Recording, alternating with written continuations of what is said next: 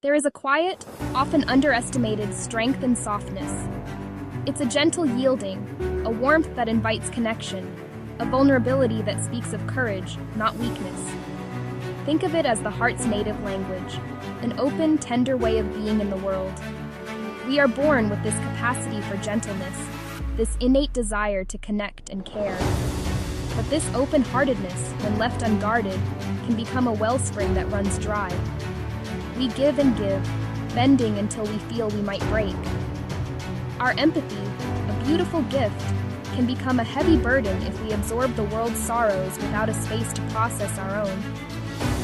Without boundaries, our softness doesn't just diminish, it transforms into exhaustion. Our patience thins, and our inner light begins to flicker. This is where boundaries become an act of profound self-kindness. They are not walls to keep the world out, but rather, the gentle cupping of hands around a fragile flame to protect it from the wind. Softness survives through this deliberate protection. Boundaries are the quiet no that allows our yes to be wholehearted and true.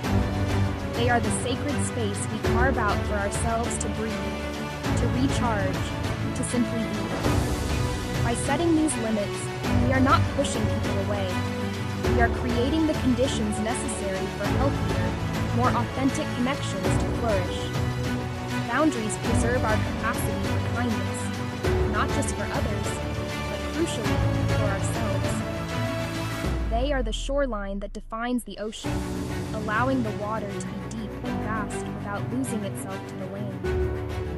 They ensure the well of our compassion remains full, ready to be shared from a place of abundance, not depletion.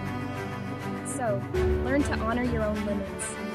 Listen to the whispers of your body and spirit when they ask for rest. Protect your softness wisely, for it is one of your greatest treasures. In preserving it, you don't become hard. You become resilient, sustainable, and more capable of offering the world a genuine, gentle warmth that is uniquely yours. Inspire yourself. Follow for daily motivation.